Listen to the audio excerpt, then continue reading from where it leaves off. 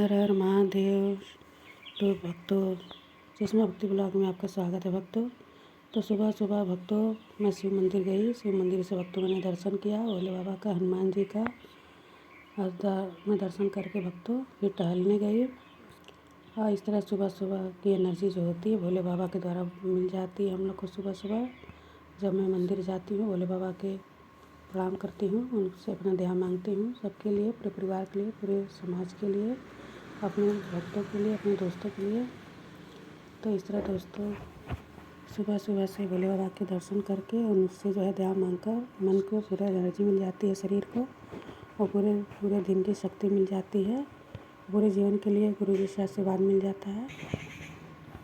देखिए कि वक्त इस तरह सुबह सुबह दया मांग लेती हूँ भोले बाबा से, पूरे दिन की एनर्जी ले लेती हूँ और दया मांगकर मन को शांति मिलती है और भोले बाबा के दर्शन भी हो जाते हैं। पूरे परिवार की जो है शक्ति मिल जाती है।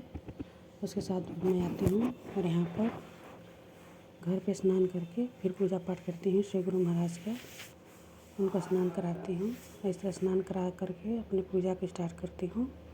तो भोले बाबा हम लोग के जीवन में बहुत ही सुख शांति, सुख समृद्धि लाते हैं। हम लोग के जीवन में हमेशा खुशहाली लाने की कोशिश करते हैं और हमसे भी यही चाहते हैं कि हम लोग भोले बाबा के बताए हुए सब नियमों पर चले, तभी हमारे लोग के घर में सुख शांति, सुख समृद्धि बनी रहती है। भोले बाबा हमारे बहुत दयालु हैं, कृपालु हैं। हम सब पर अपनी दया कृपा हमेशा बनाए रखते हैं। हम लोग उनके नियमों में चलना चाहिए। कहा गया है सत्यम शिवम सुंदरम। सत्यम का मतलब होता है कि हम लोग सत्य बोलें। सत्य बोलने से ही शिव जी हम लोग को अपने धारण कर लेते हैं, अपने शिष्य रूप में स्वीकार कर लेते हैं। और शिव जो है अपना दर्शन देते हैं भोलेनाथ हम लोग को, और हम लोग के जीवन को सुंदर बनाते हैं। तो सत्यम शिवम सुंदरम में यही सार पूरे जीवन का है कि सत्य बोलें जीवन में और अपने शिव जी को पालें। और अपने शिव जी को अगर पा लेते हैं तो हमारा जीवन खुद ब खुद सुंदर बन जाएगा। और उसमें अपने जीवन में इन सब चीज़ों को धारण करते हुए अपने जीवन को हम लोग को जीना चाहिए। भगवान की पूजन भक्ति से अपने जीवन में अग्रणी रहना चाहिए। अगर ये नहीं कर सकते हैं तो हम लोग है दूसरों पर दया कर सकते हैं, दान पुण्य कर सकते हैं। ये सारी चीज़ें भी पूजा के श्रेणी में ही आते हैं। समय अगर आपके पास पूजा पाठ का नहीं है तो आप ज़रूर इस तरह के कर्म को करें। गाय को रोटी दें, कुत्ते को रोटी दें, दीन दुखियों की मदद करें। ये सब भी पूजा का ही पहला नियम है। पूजा में सबसे पहले यही सब आता है।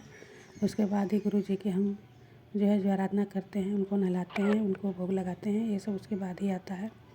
जो इंसान अपने जीवन में पहले इन सब चीज़ों कर्मों को धारण कर लेता है, दूसरों की मदद करना और जो है जीव जंतुओं के लिए सोचना, तो वो सबसे बड़ा भक्त होता है शिव गुरु भोले बाबा का।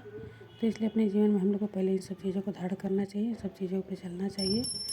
तो इस विचार के साथ ही मैं इस ब्लॉग को आपको दे रही हूँ। इस विचार के साथ ही गुरु जी हम लोग को अपने हृदय में वास लेते हैं और इस तरह से हम लोग को अपना शिष्य स्वीकार करते हैं। तो ज़रूर हम लोग को इन सब विचार के साथ अपने जीवन को जीना चाहिए।